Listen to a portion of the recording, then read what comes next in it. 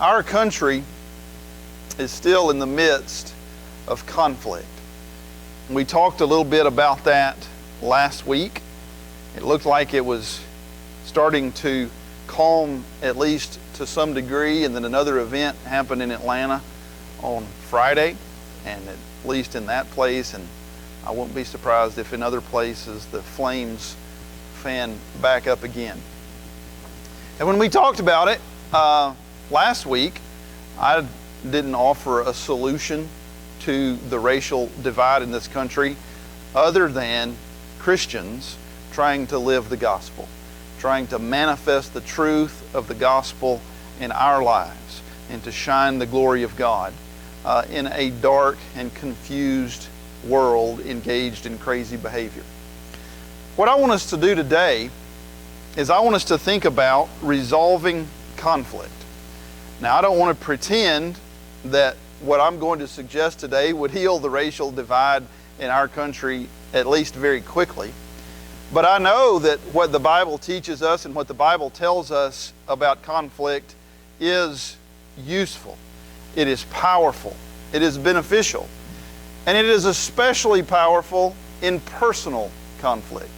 When you have a conflict with someone else in your life, or with a small group of people in your life. We have conflict at work, we have conflict in marriage, we have conflict in parenting, we have conflict with neighbors, we have conflict in various places in our lives. And so as we look at these ideas from Scripture, I hope you'll think about that. I hope you'll think about those situations in your life where maybe you're upset, maybe your feelings are hurt, maybe you feel disrespected. You feel like somebody has not treated you the way they should have treated you. Think about those situations. And what I want us to do this morning is to look at one example of conflict that was resolved effectively and peacefully in Scripture. It's in Joshua chapter 22. When I started working on this lesson, I realized that I do not do a lot of preaching from the book of Joshua. But I encourage you to read the book of Joshua. It is a wonderful book. The second part of the book gives a lot of metes and boundaries of tribes, the tribal divisions in Israel. So you may not find that as insightful as the first part of the book, but Joshua was a great leader. And the book of Joshua has a lot to teach us about leadership and effective leadership. To set the situation of where these events occur at the very end of Joshua's life. Maybe even after Joshua has died, because the end of the book of Joshua is recorded by somebody after Joshua dies. Another inspired person, no doubt. But remember the history. Abraham, Isaac, and Jacob. Jacob's family, his 12 sons, all go down into Egypt. Joseph is the second highest ruler in the land. That generation dies out. 400 years pass from the time all the Hebrews, all the Israelites go down into Egypt.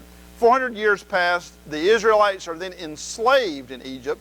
God raises Moses up. Moses leads the people through the 10 plagues outside of Egypt, and they wander in the wilderness for 40 years. Moses and Aaron both die in the wilderness, and after they've died, after that entire generation, except for Joshua and Caleb die, then God brings the people across the Jordan River into the Promised Land, into the land of Canaan. And then the book of Joshua is mostly about that process of conquering the land of Canaan, bringing them over. And so you have the first battle of Jericho, you have the battle at Ai where the small group defeated the many group of Hebrews, then you have Achan who stole the stuff and hid it under his tent. That's in the book of Joshua. And so now, well, let me back up. Before Moses dies and the Israelites come into the land of Canaan, they conquer land on the east side of the Jordan. Now, if you go to Mount Hermon in the north and you come down to the Dead Sea in the south, the Jordan River runs from one to the other. It runs due south from Mount Hermon in the north to the Dead Sea in the south. If you're looking at a map to the left of that, To the west of that is the land of Canaan. That is the land of Israel. That is the land that God promised to Abraham, Isaac, and Jacob. That's where God is bringing His people to establish His kingdom, to prepare the way for the Messiah. Well, before Moses dies and they cross the Jordan into the land of Canaan, they conquer some land on the right side of the Jordan, or on the east side of the Jordan. It is the land of Bashan and the land of Gilead. Most of the time it's just called Gilead. And 2.5 tribes, the tribe of Reuben, the tribe of Gad, and a weird thing in Scripture, half the tribe of Manasseh, they come to Moses. And they say to Moses, Moses, we really like this land over here on the east side of the Jordan. We want you to assign us our inheritance over here. And Moses is like, no, we're all going to Canaan. Let me consult God. Moses consults God. He goes into the tent of meeting. God appears to him, speaks with him, and he says, go ahead and let them have their inheritance over here on the east side in the land of Gilead. Moses goes back to the tribe of Reuben, Gad, and half tribe of Manasseh, and he says, okay, but there's a condition. And the condition is, all of your fighting men come with us. And when we cross the Jordan, you all come with us, and you stay and you fight beside your brothers until it's over. They said, okay, we'll do it. And so they do it. And so they divide up the land of Gilead between Reuben, Gad, and half of Manasseh. And the soldiers, the fighting men, the leaders, all come with the rest of the Israelites across the Jordan in the land of Canaan, and they fight with them. Well, now they're finished fighting. They've conquered the land. They've done everything that they're going to do as one unit. And now they're going to divide and finish the work as individual tribes. And so the soldiers and the leaders from Reuben, Gad, and the half tribe of Manasseh are going back to the land of Gilead. They're going to cross back over the Jordan and go to their land on the east side of the Jordan. And when they get to the crossing place, here's what they do. They build an altar that looks like the altar that's in the tabernacle. It looks like the altar where sacrifice for sin is made in the tabernacle, which is at this time in Shiloh. And so they go across, and that's where I want to start reading in Joshua chapter 22. Joshua 22, verse 10. When they came to the region of the Jordan, which is in the land of Canaan, the sons of Reuben and the sons of Gad and the half tribe of Manasseh built an altar there by the Jordan, a large altar in appearance. And the sons of Israel heard it. That means the people that they left behind in Shiloh and in the rest of the land. The sons of Israel heard it. Behold, the sons of Reuben and the sons of Gad and the half tribe of Manasseh have built an altar at the frontier of the land of Canaan, in the region of the Jordan on the side belonging to the sons of Israel. They're saying, they've built an altar, and they built it on our side. So you see, they're seeing a division. They're saying the us and the them. There's a division. They built it on the side of Israel, belonging to the sons of Israel. When the sons of Israel heard of it, verse 12, the whole congregation of the sons of Israel gathered themselves at Shiloh to go up against them in war. You see what they do? They gather their army, and they are ready to go and attack and kill their brothers. They're ready to go to war against the people they used to fight right beside. Now that's conflict. That's conflict, right? That's a big problem. People just like them, they've done something and it's offensive to us, and we're going to kill them. But they do something else first. This is the first point. I got 3 very simple points about conflict resolution. Number 1, talk to them. First, talk to them. I can tell you, as a person who sometimes has responsibility to manage other people, when a person comes to you and tells you about a conflict that they have with somebody else who works with them, the last thing in the world they want to do is talk to the other person. And the quickest way to resolve the problem is to put them in the same room and have them talk to each other. Look at what the sons of Israel did. Verse 13. Then the sons of Israel sent to the sons of Reuben and to the sons of Gad and to the half-tribe of Manasseh into the land of Gilead, Phinehas the son of Eleazar the priest, and with him 10 chiefs, one chief for each father's household from each of the tribes of Israel. Phinehas is the high priest. Eleazar is one of the sons of Aaron. Phinehas is the son of Eleazar. So you've got Aaron was the first high priest, then Eleazar, and now Phinehas. And so Phinehas is the religious leader of the nation. And then they send the chief, and you read this, it can be difficult to decipher, but when they say family here, they mean tribe. They're treating every tribe as a family, and each tribe has one man who speaks for that tribe. The 10 chiefs, okay? With him 10 chiefs, one chief for each father's household, the fathers being the 12 sons of Jacob, each father's household from each of the tribes of Israel, and each one of them was the head of his father's household among the thousands of Israel. They came to the sons of Reuben and to the sons of Gad and to the half-tribe of Manasseh, to the land of Gilead, and they spoke with them.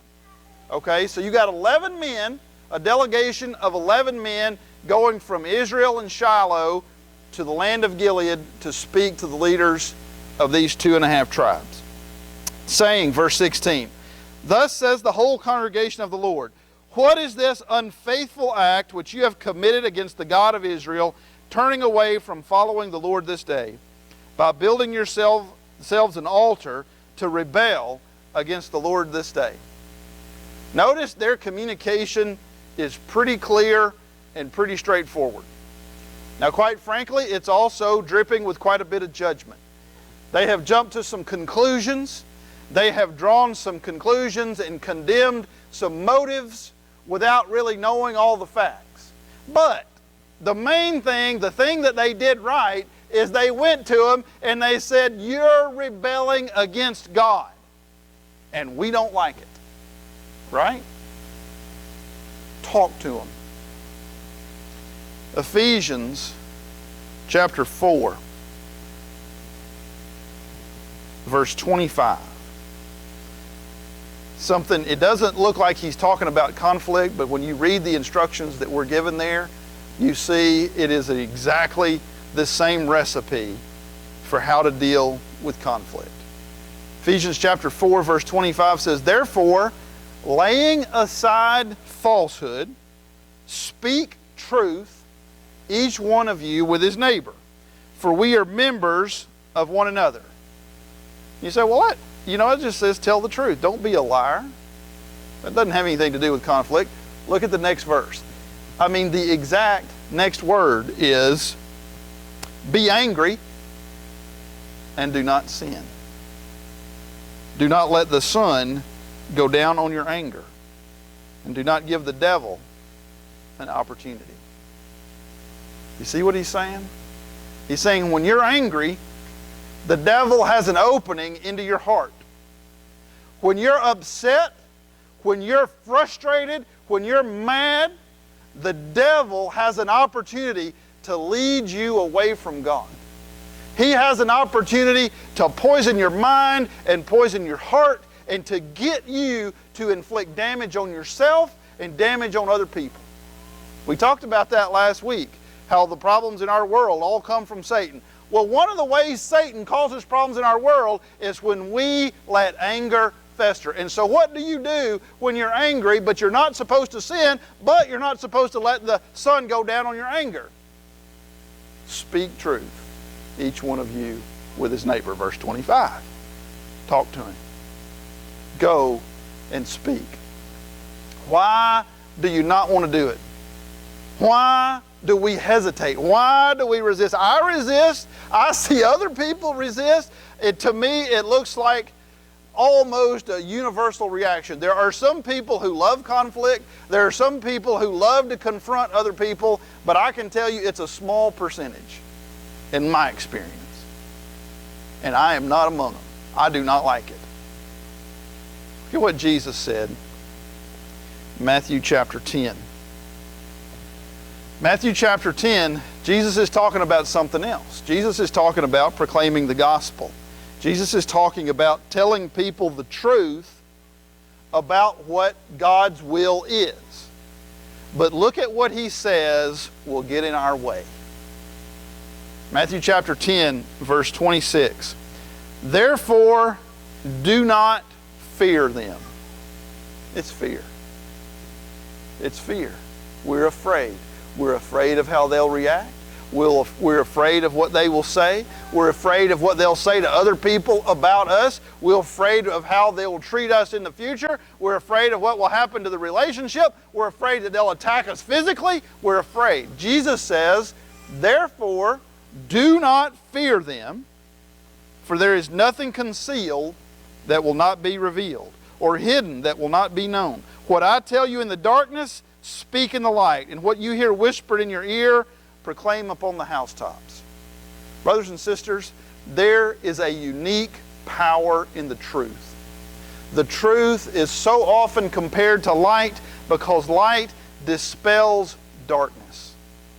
And when there is conflict between you and another person, or between your group of people and another group of people, truth and light is always a good thing. It needs to be handled correctly. It needs to be done without hatred and without insult. But truth is always a good thing. It's a good thing between husband and wife. It's a good thing between child and parent. It's a good thing between brother and sister, or brother and brother, or sister and sister in the church. Tell the truth. Do not speak falsehood. Speak truth with each other. Be angry and do not sin. Do not let the sun go down on your anger. Number 2, if you go back to Joshua chapter 22, try to understand each other. Number 1, talk to each other. A mistake that we frequently make when we talk to each other is we talk with the purpose of making ourselves understood and not with the purpose of understanding the other person. That's a big mistake. Talking and telling the truth is important, but it's also important to get the other person to talk and to understand why they did what they did, or think what they think, or said what they said. Because most of the time, what they did or said doesn't make sense to us, and it does make sense to them. Look at what they did here in Joshua 22.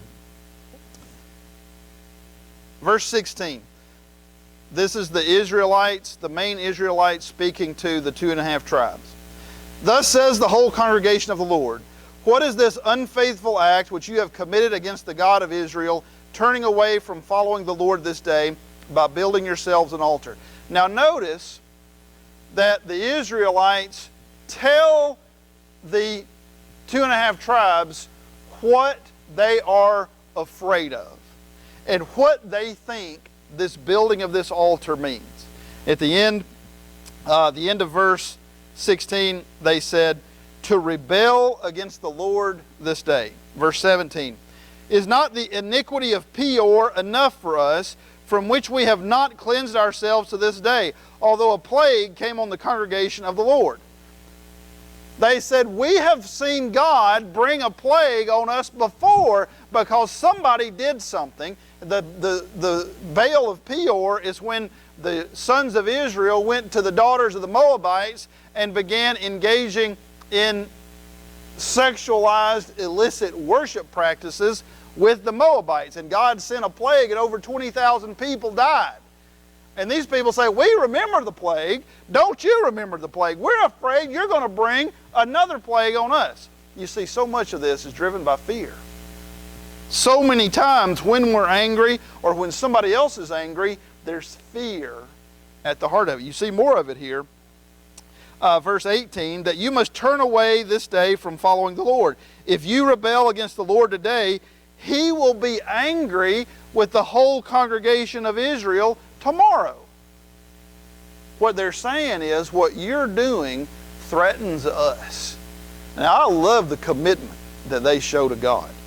I wish we could see this commitment in the next book, the book of Judges. I wish we could see this commitment in 1st and 2nd Samuel and 1st and 2nd Kings. But this commitment doesn't last very long. But this generation that was raised in the wilderness, they're committed. They're determined. We're not going to let anybody come between us and God again. And that's what they're doing. They're saying, we're afraid you're going to drive a wedge between us and God. And we're not going to tolerate it. Now, the 2.5 tribes answer. And the 2.5 tribes give a new perspective. The 2.5 tribes name their own fear, and they tell the main tribes, the main body of the Israelites, why they did what they did. And this understanding, trying to gain understanding, makes all the difference in the world. Look at verse 24. Here's what Reuben, Gad, and the half-tribe of Manasseh respond.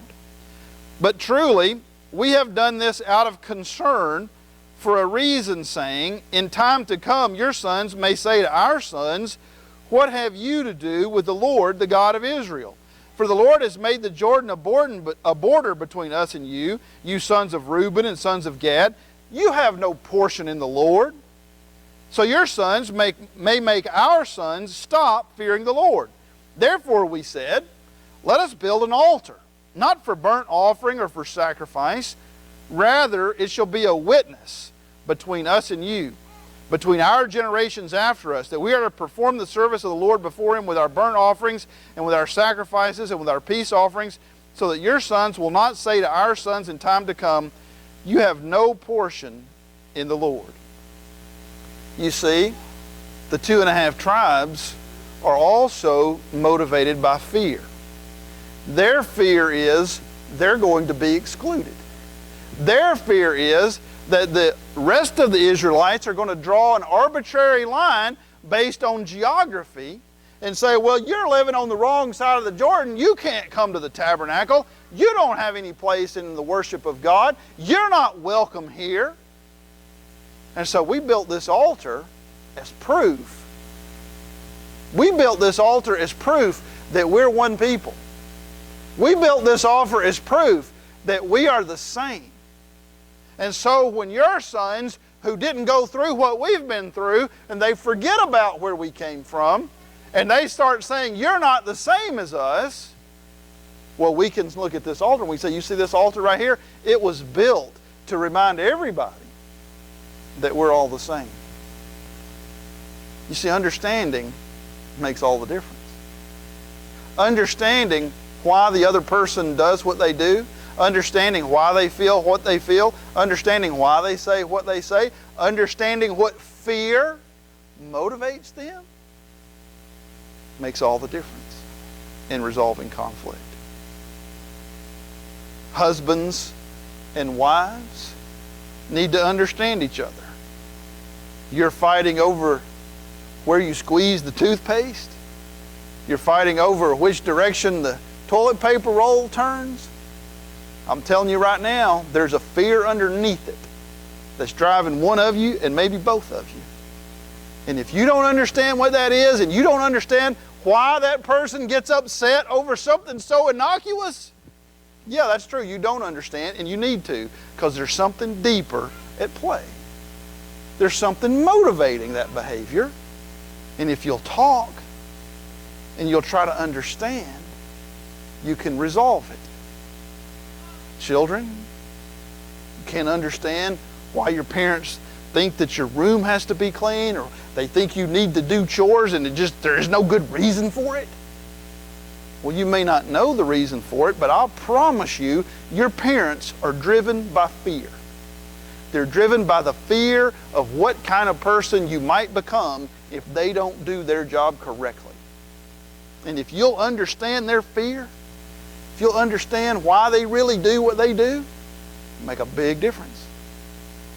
Make a big difference. Try to understand each other. Number 3, emphasize common values. Emphasize your common ground in the things that you both believe are important. If you look here, verse 28 of Joshua 22, the 2.5 tribes are still speaking.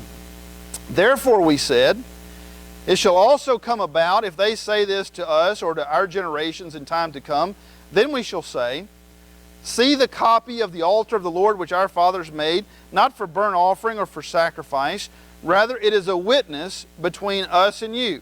Now notice verse 29. Far be it from us that we should rebel against the Lord and turn away from following the Lord this day by building an altar for burnt offering, for grain offering, or for sacrifice, besides the altar of the Lord our God, which is before His tabernacle. You see, the 2.5 tribes in Gilead and the 10.5 tribes in Shiloh, they all wanted the same things. They wanted faithfulness to God. They wanted to avoid rebellion. They wanted to avoid division. They wanted access to the tabernacle where they could carry on their relationship with God according to God's instructions. They said, this altar is not for sacrifices. Far be it from us. We don't want anybody offering sacrifices on this altar. What we want is a reminder to everybody that we too are a part of the covenant people of God. You see, they all wanted the same thing. Husbands and wives, when you fight, you may want slightly different things, but underneath those things are common values that you both want. And when that's not the case, it is truly a problem. But for almost all marriages, it is the case. It is the case. Parents, when you understand what's important to your children, when you understand how they feel, what they want, you'll find a lot of common ground in your desires for their future and their desires for their future. Emphasize that common ground. Emphasize that sameness. And then figure out ways to achieve the important goals and to understand the unimportant issues in their proper context. You can find a way to alleviate fear most of the time, because most of the time you're not in a close relationship with people who mean you harm. There can be exceptions to that in your work life. You may be in a workplace where there are people specifically maliciously trying to undermine you, and the value to them is seeing you fail. Well, it's good to know that. And these tools may not help you completely. Then you need some other tools that Jesus teaches about how to deal with people who hate you. But most of the time, when you're in true conflict with people, you have the same values, or you have a common series of values, things that you think are important, things that you want. And talking and understanding each other will help you clarify the fears and the impediments to both of you, emphasizing your values and achieving your goals. In all of this, like the Israelites should have done and may have done, it's not clear, but certainly what we should always do, no matter what, in every situation, is we should emphasize love. If you think about the conflict in our country today, you think about the ongoing racial division in our world, there are a lot of common values to both sides. Both sides, there are limits to this, and certainly some things that the sides disagree on as far as real values. But people who believe that all police are suspect and racist, they too want justice. They too want fairness. People who believe that very few police people are racist and unfair and violent, they too want justice. They too want fairness. Both sides want peace. Both sides want opportunity. Both sides want prosperity. in dealing with issues like this, we need to emphasize core values. But from Christians, it must always come from a place of love. Jesus said, Luke chapter 6, verse 31, the other recording of the Golden Rule, he says, treat others the same way you want them to treat you. If you love those who love you, what credit is that to you? For even sinners love those who love them. Jesus teaches us all that we should be peacemakers. Jesus teaches us that we should be agents of bringing people together. We should be agents of talking and listening and hearing and understanding and reconciling. Because we love them all. Because we love everybody and we want what is best for everybody. And it'll be difficult to achieve what is best for many people if groups are in conflict and there are these arbitrary lines drawn that divide people. It's wrong, it's unbiblical, it's unchristian, it's destructive. Same things happen in our homes, in our jobs, in our relationships with those around us. But we can be people who do simple things like talking to other people and listening to them and trying to understand them and explaining fears and listening to their fears and emphasizing common values. I hope that your number one value, I hope the thing that exceeds everything else in your life by an uncountable amount in importance is your relationship with God and your eternal future in heaven. If your relationship with God is broken, if it's non-existent, if it's in trouble, we implore you to do something about it today. If you've never come to Christ for the first time, if you've never been cleansed by His blood, if you've never been translated into His eternal kingdom, it's free for the taking. He's done all the work necessary, and all you need to do is submit. How you do that is very simple. You put your faith in Jesus. You build your life on Him. You make Him the master of your life, of your mind, of your future. You confess that faith. You make your faith public. And you repent. You stop living for yourself. You start living for Him. You turn away from the things that are against His will and you embrace His wisdom, the path that He's laid out for you. And finally, you're immersed in water, baptized into Christ for the forgiveness of your sins. If you need to come to Christ for the first time, if you need to return to Christ and make right what you've done wrong, please come down front as we stand and sing.